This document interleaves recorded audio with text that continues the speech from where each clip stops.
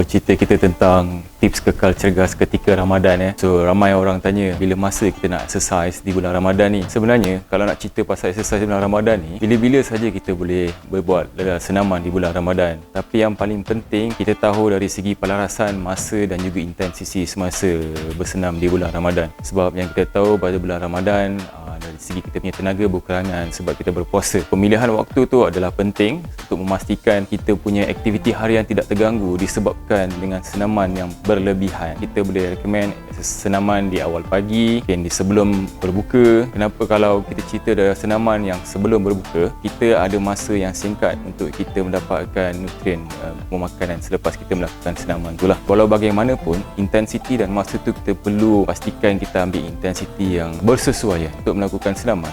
Kebiasaannya akan ada 3 komponen yang penting untuk melakukan senaman. Pertama adalah melakukan pemanasan badan, aktiviti yang utama dan juga penyejukan badan. Untuk aktiviti utama dalam setiap senaman tu, contoh dia kita nak melakukan aktiviti latihan, contoh kekuatan. So kita boleh mendapatkan dari segi intensiti tu yang rendah, kita boleh mengikut kadar kemampuan diri ataupun kita panggil listen to our body. Apa-apa saja yang berlebihan kebiasaannya akan memberikan kesan yang tidak baik lah. Dan durasi biasa yang diberi di bulan puasa adalah dalam lingkungan 30 minit hingga 60 minit lah. So aktiviti yang boleh dicadangkan contohnya seperti senaman yang menggunakan bebanan daripada berat badan, itu untuk latihan rintangan. Itu dari segi kardiovaskular pula, kita mungkin boleh lakukan aktiviti seperti berjalan pantas ataupun jogging yang berintensiti rendah. Selain itu, kita boleh lakukan aktiviti regangan untuk mendapatkan kelenturan. So bila kita buat latihan, kita kena pastikan senaman tu adalah untuk mengekalkan kecergasan kita. Bukannya kita bersenam di bulan Ramadan ni untuk meningkatkan kita punya prestasi dengan berlebihan. Sebab kita kena tahu badan kita dalam kondisi kekurangan bahan untuk yang digunakan sebagai tenaga seperti glycogen yang diterima daripada pemakanan yang glukos itu sendirilah. So bila badan ada lemah, tapi kita perlu exercise untuk mengekalkan kecergasan, dan sebab itulah pemilihan masa dan juga intensiti dalam senaman itu penting untuk memastikan senaman yang kita buat tu berkesan. Kita faham waktu Ramadan, pagi dengan waktu kerja, petang mungkin kita menyediakan juadah untuk berbuka, mengambil anak daripada sekolah, tapi itu bukan satu alasan untuk kita tidak bersenam. Contoh kepada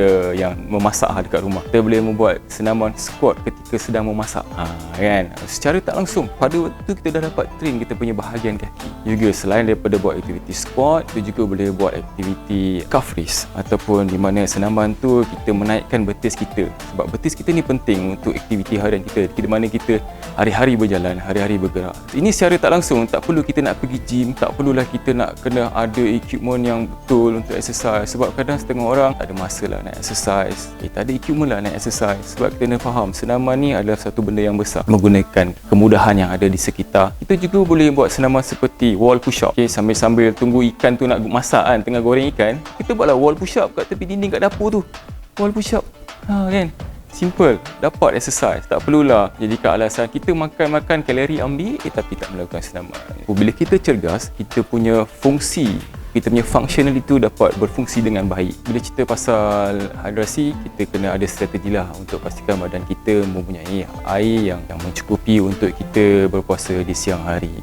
So saya ada baca artikel di mana strategi 242 tu adalah cara yang baik untuk kita gunakan untuk pastikan kita kekal hidrasi semasa kita berpuasa. 242 tu adalah di mana kita minum 2 gelas di waktu berbuka, 4 gelas di antara waktu maghrib tu sebelum waktu kita tidur, 4 gelas, dan juga 2 gelas waktu kita bersahur. Kadang kita ni haus, bila kita haus kita minum air terlalu banyak. So dengan minum air terlalu banyak tu sebenarnya dia menjadi satu perkara yang tidak efisien, di mana kita punya buah pinggang akan memproses air terlalu cepat. Bila kita kehilangan air dalam badan dengan banyak, dia akan mengganggu fisiologi badan. Sebagai conclusion ataupun penutup untuk sesi kita kali ini, jangan jadikan Ramadan tu sebagai alasan untuk kita tidak kekal cergas dengan tidak bersenam. Yang paling penting kita tahu buat pelarasan masa dan intensiti. Yang paling penting tahu kemampuan diri. Listen to your body.